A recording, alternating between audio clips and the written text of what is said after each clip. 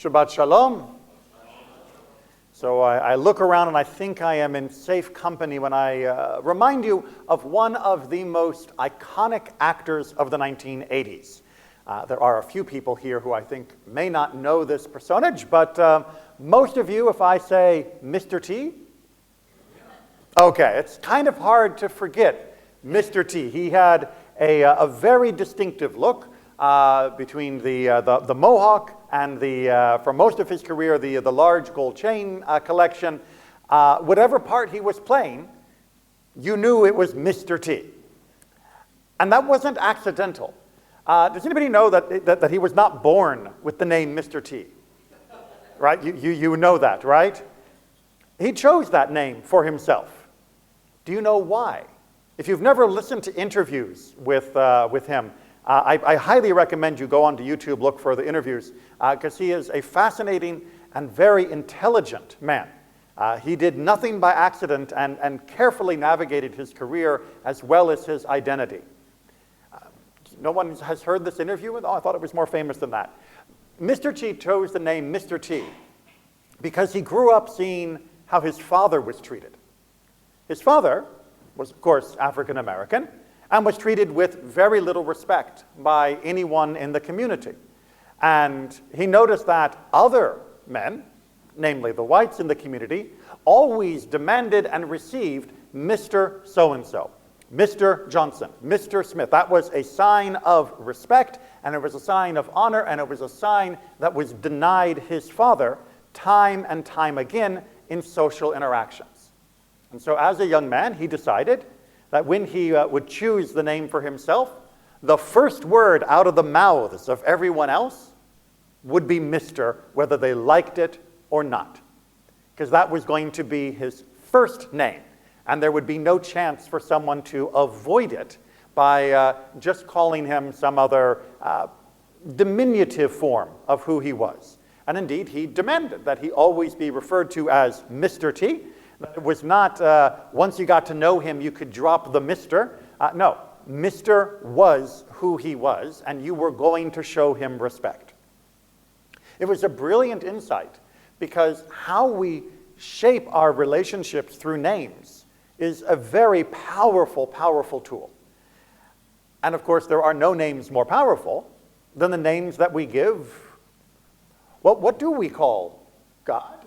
Is God a name? How do we relate to God? We are in the month of Elul. We are rapidly approaching the high holidays, and hopefully you had a chance to see and meet our guest cantor this year during last night's service. But it's not only the vocalization, it is also the content.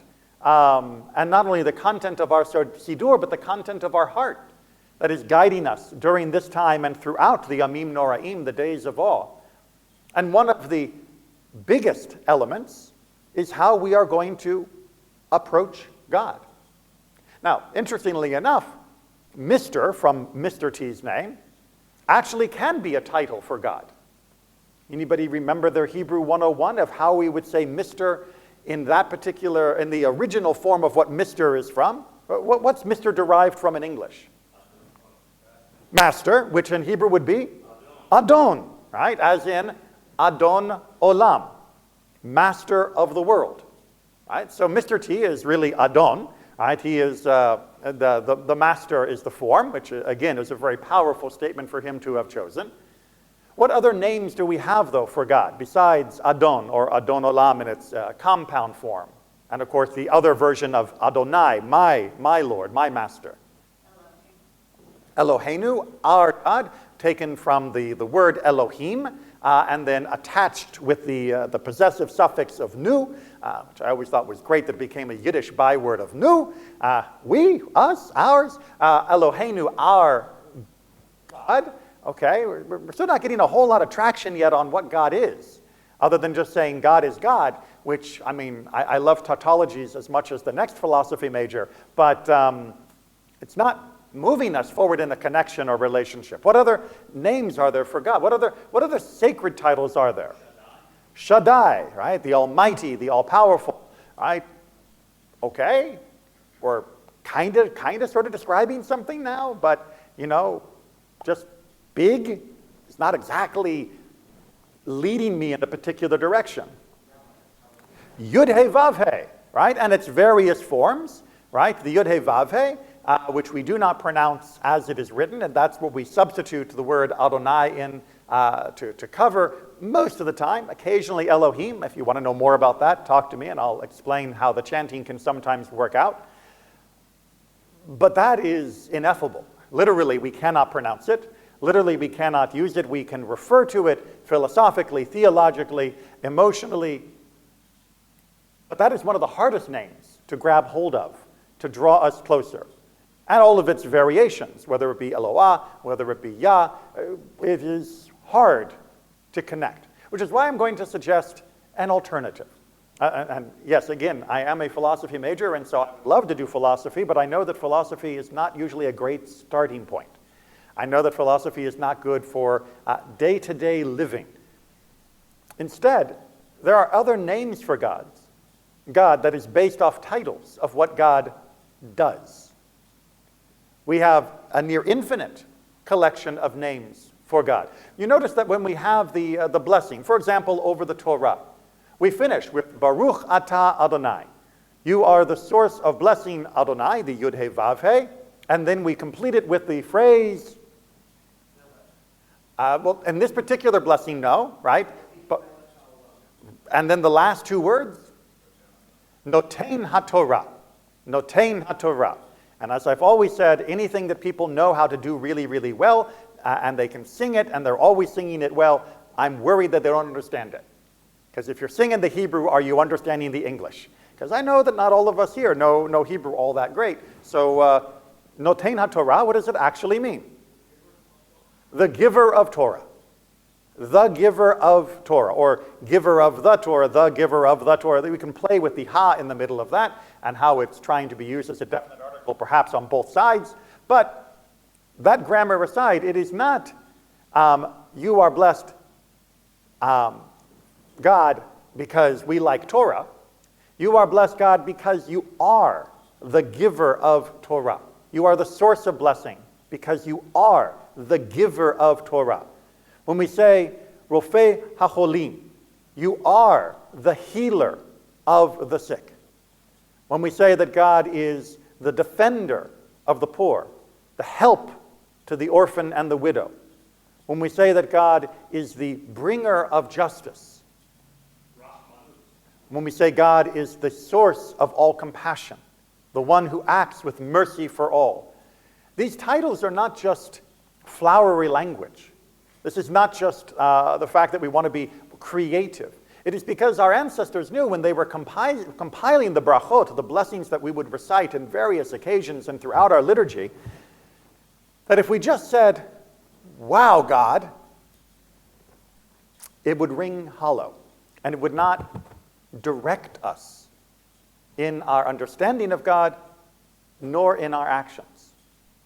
Instead, they said, yes, we're going to refer to God by God's titles and names, the misters, if you will. We're going to call God Adonai. We're going to use the Yud He Vav He, at least on written form. We are going to talk about Eloheinu. We're going to talk about Elohim and El and all of those various conjugations of that particular word.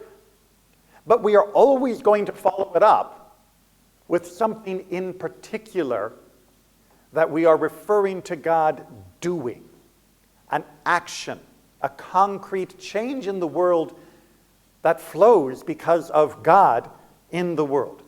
Mikadesh HaShabbat. You are the one who sanctifies Shabbat. Shabbat without God is just another day of the week. Shabbat with God suddenly becomes different.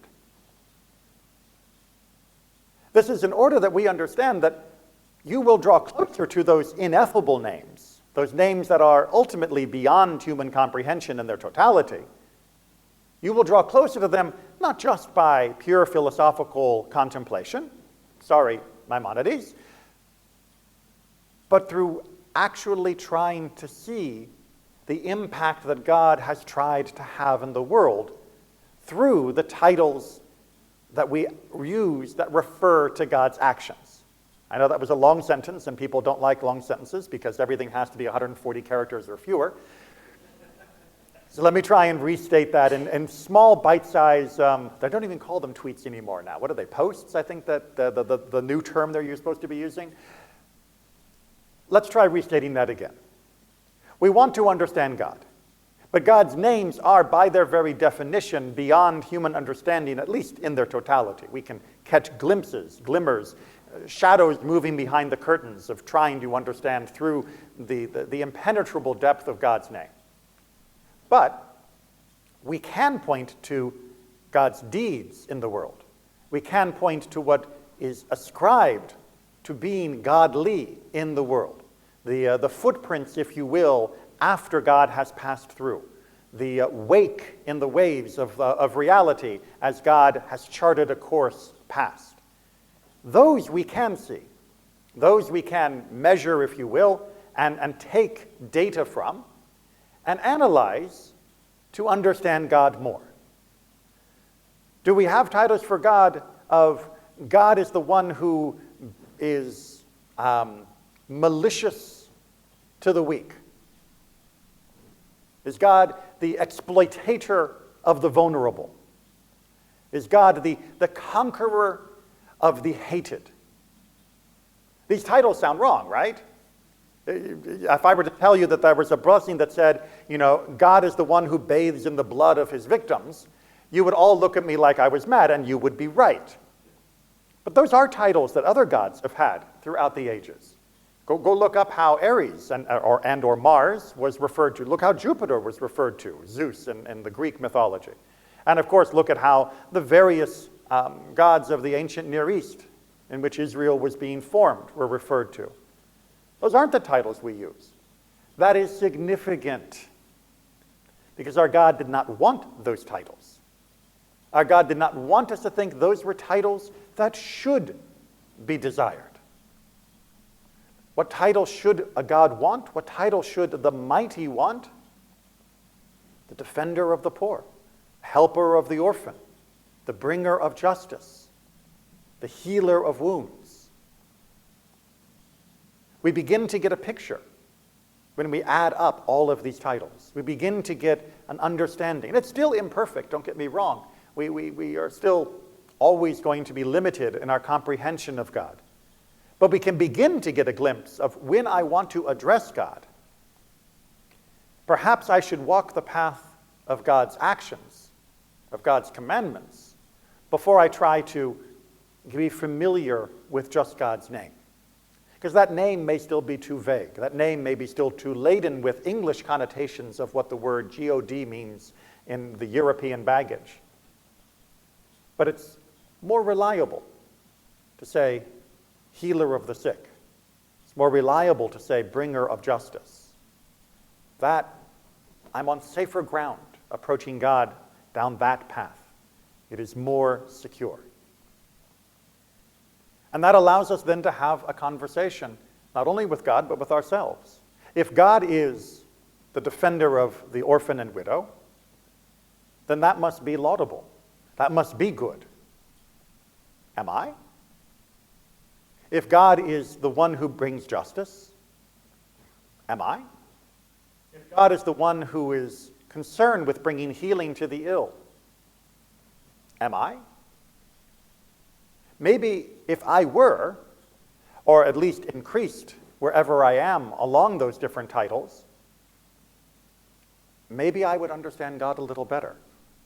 Maybe if I could do the things that we describe as being God's greatest praises through the lists of God's deeds in brachot, maybe I would understand the perspective that God has for this world, of what kind of God is it that cares about these things? What kind of God is it that wishes these were the titles, the awards that were on the resume?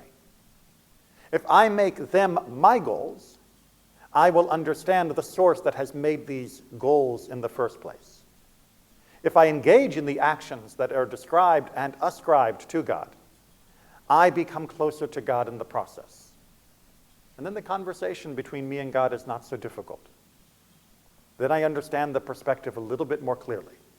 God is not just some distant, ineffable force that is beyond comprehension and onto which I can project any of my own wishes, desires, fears, and human frailties.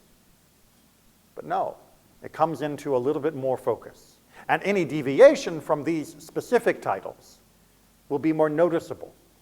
It is easy to do any crime in the world in the name of God. It is hard to commit atrocities when you are the defender of the poor, of the orphan, and the widow. You see the magic that happens there. We limit ourselves in our deeds by drawing closer to God through the deeds that God has held up as being the exemplary ones. And we come closer in our spirituality to our understanding of God in our hearts when we try to imitate these things in our life. As we move in this month of Elul, we move towards the holidays of Rosh Hashanah and Yom Kippur, when we should be understanding ourselves better than at any point during the year, being honest with ourselves, being introspective in a way that often we avoid. Let the names of God guide you. Realize that these titles are very meaningful, and they are titles that we can earn in small measure for ourselves. And at the very least, each time we understand those titles a little more, make ourselves a little bit more active in their pursuit, we will find ourselves closer to God. Shabbat Shalom.